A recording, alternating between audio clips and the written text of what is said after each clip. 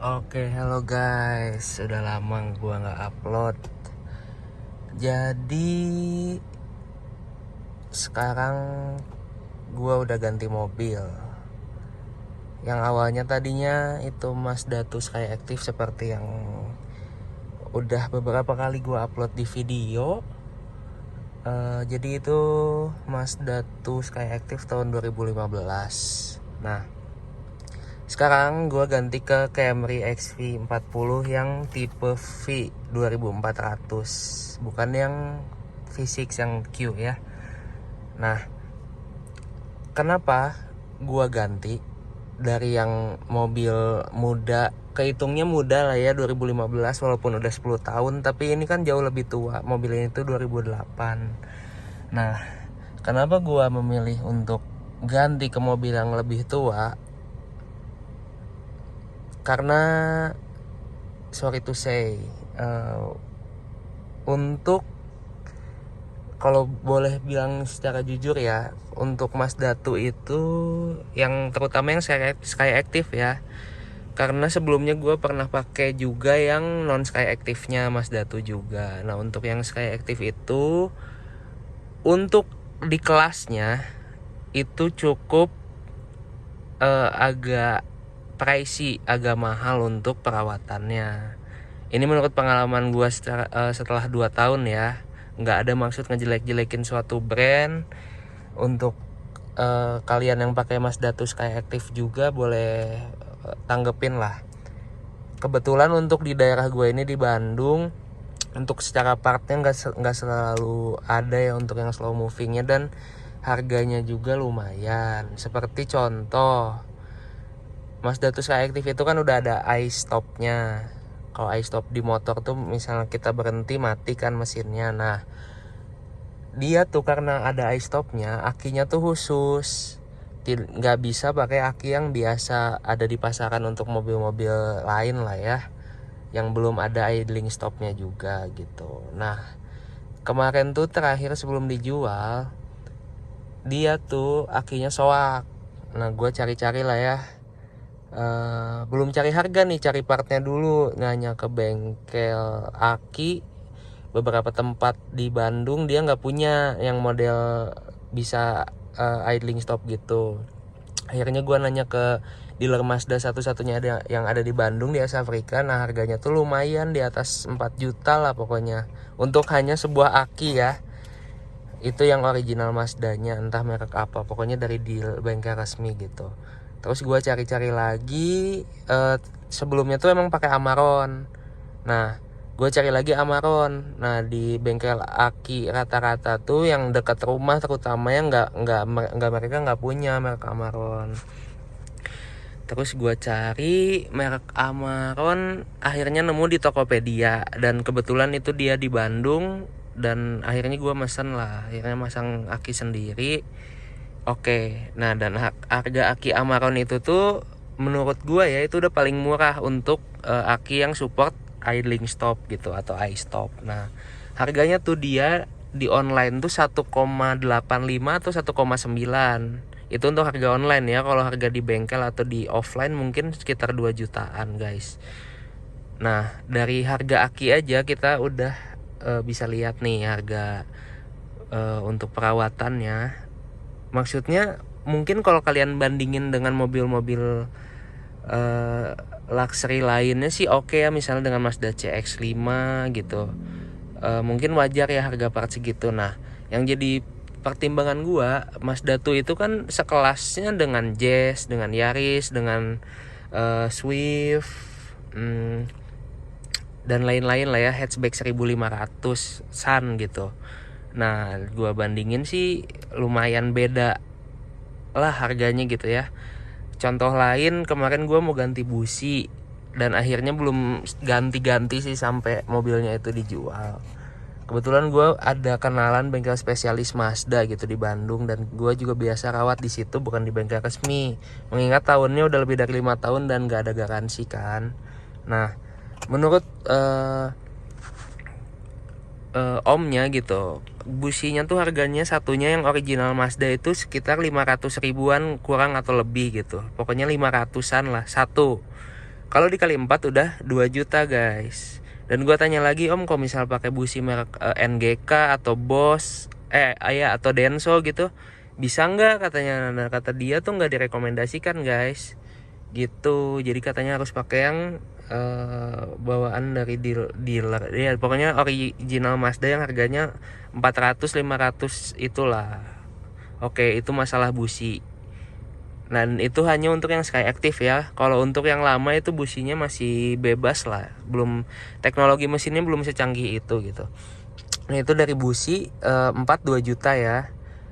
Apalagi koil, kalau koil ya kira-kira sejutaan lah ya, amit-amit gitu. Untung belum sampai mati gitu kan. Kemarin usia dia udah 10 tahun nih. Kata-kata kan mobil minta jajan per 10 tahun gitu kan. Mulai pada aus komponen-komponen dari electrical dan lain-lainnya gitu.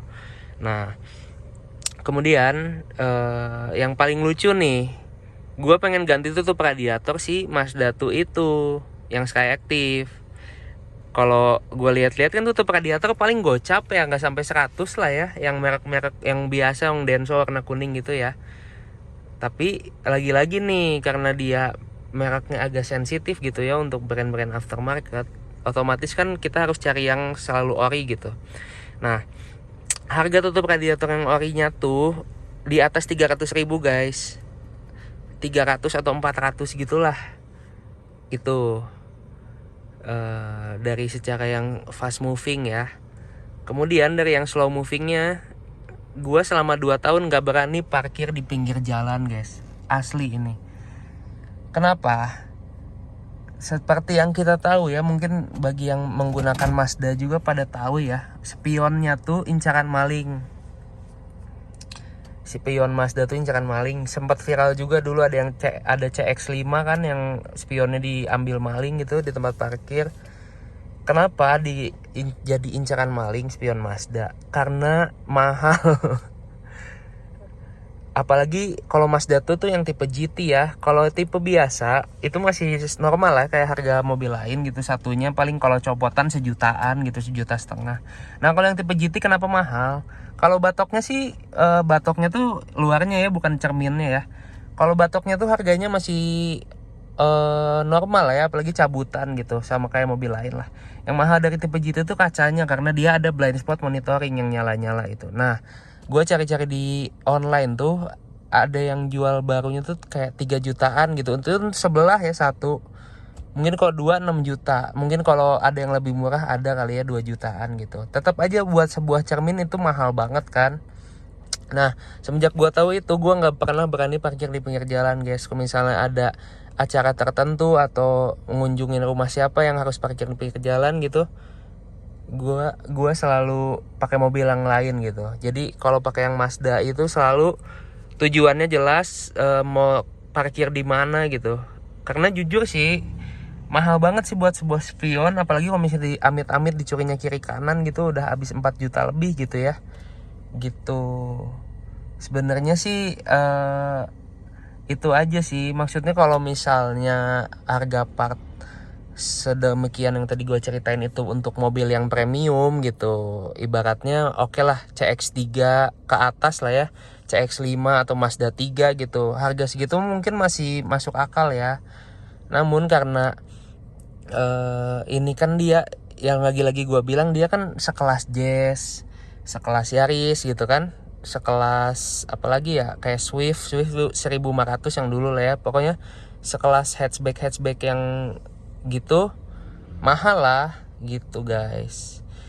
Kemudian kenapa bang malah ambil Mazda tuh yang Sky Active kalau tahu bakal mahal? Nah sebenarnya gimana ya guys, dulu waktu gue ambil tuh usia mobilnya tuh belum terlalu tua lah ya, mungkin gue dapatnya juga yang low KM dulu, dapatnya tuh di 42 ribuan lah.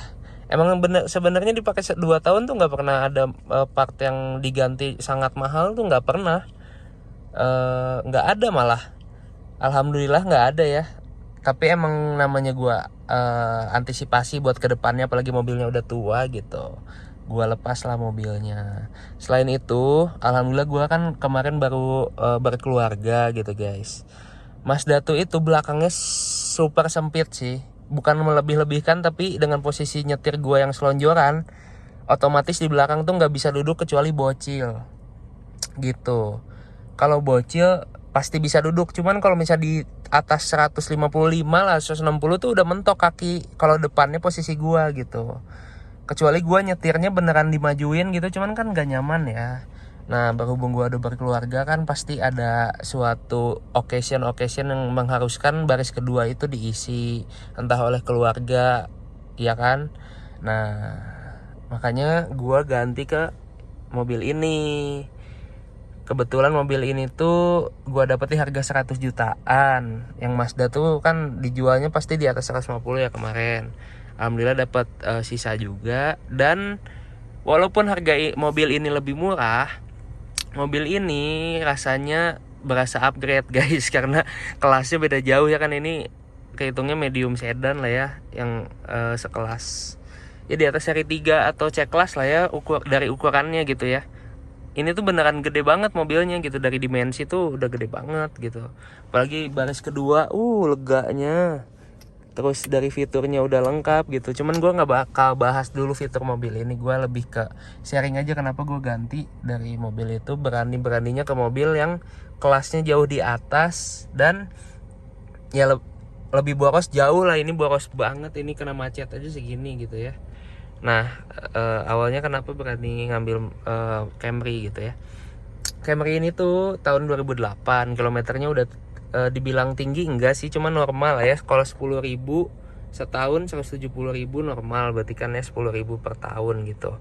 Nah, kenapa gua ngambil ini? Sebelumnya dengan pengalaman tadi gua cek dulu nih harga spare part mobil ini, kayak busi, coil, yang pokoknya yang fast moving lah, kayak ganti oli, misalnya kompresornya kena, pokoknya yang berhubungan dengan mesin, kaki-kaki gitu gue cek harganya. Dan ternyata beberapa itu sama kayak Mazda tuh yang Skyactiv itu, dan bahkan banyak yang jauh lebih murah.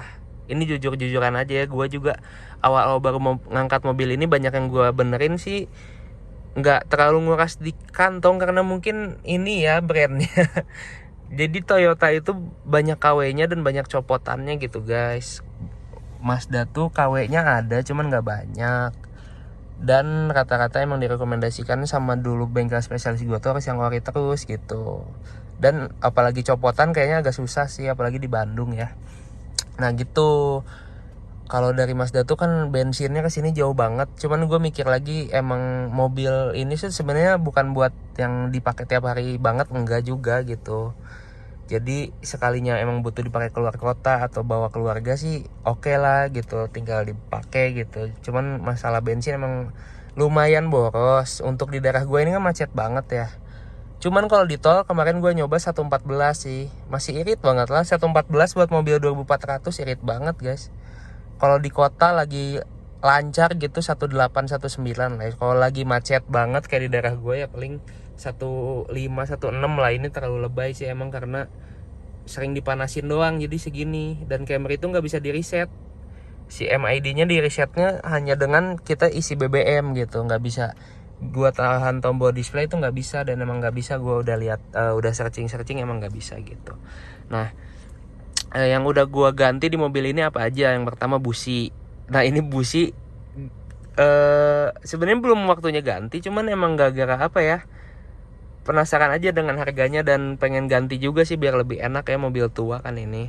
Busi itu gue dapet di harga 200-an satunya, itu yang Iridium original Toyota. Gue dapet di bengkel, belinya di toko spare part Toyota paling terkenal di Bandung lah. Mungkin kalian juga tahu ya anak-anak Toyota, di jalan apa tuh dekat ABC tuh Bance ya. Nah di situ busi beli 4, enggak 800-an berarti kan.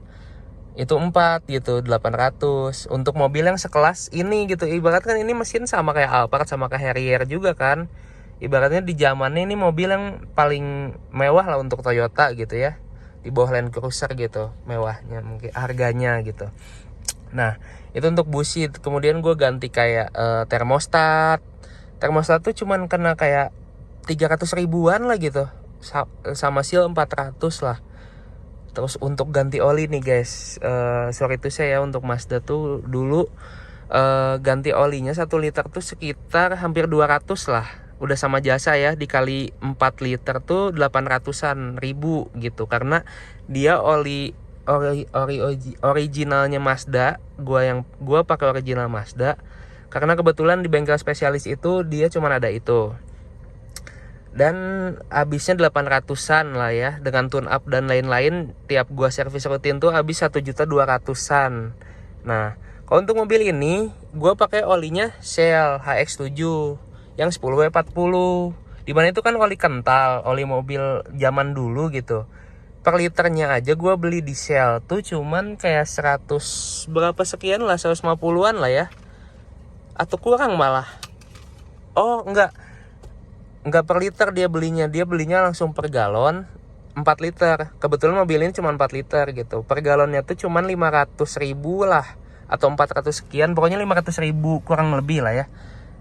Nah, dari ganti oli aja udah bedanya lumayan guys. Yang Mazda tuh dulu itu 800, ini 500 doang gitu. Apalagi kalau gua pakai olinya yang lebih murah, pakai merek apa, Pertamina Fastron dan lain-lain gitu, yang lebih murah, mungkin lebih bisa menghemat budget lagi gitu ya. Nah, dari perawatan sih itu ya, ganti oli. Dah, kemudian misalnya aki. Ini aki sebenarnya belum gue ganti, cuman gue udah cari harga aki untuk mobil ini sih normal kayak mobil yang lain. Dia pakai ukuran 65. Ya sekitar 800 ribuan lah ya untuk aki kering gitu. 800-900.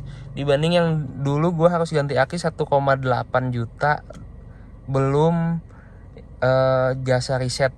Karena dia kalau Mazda tuh harus di reset tiap ganti aki, karena dia bakal nyala-nyala warningnya gitu kalau akinya udah lemah gitu. Apalagi ya, ya mungkin itu aja sih. Ini kelemahannya mungkin lebih tua gitu. Cuman kebetulan gua dapat unit ini tuh si pemilik sebelumnya baru peremajaan, banyak yang diganti kayak RXT, radiator dan lain-lain, kaki-kaki gitu ya. Jadi gua dikasih bon-bonnya, dia lengkap banget di dalam map gitu. Ada tahun kemarin tuh kayak ada mungkin dia peremajaan sekitar 20 juta gitu. Jadi gua berani ngambil unit yang ini walaupun kilometernya mungkin dibilang agak tinggi dibanding yang ada di pasaran ya. Karena dia habis banyak yang dipermajakan gitu di mobil ini. Dan dari setir-setirnya juga ini 170.000, tapi ya emang segini gitu. Kalau misalnya kilometer 100.000 tapi ininya lebih jelek dari ini kan kita curiga ya. Nah kalau ini sih insya Allah belum putaran gitu kilometernya gitu. Apalagi ya, mungkin cukup aja sih guys. Nanti gue buat test drive-nya lah ya pakai mobil ini, gimana rasanya, dan setelah gue sebulan pakai apa aja yang jadi kelemahan dan kelebihannya gitu. Oke, thank you guys.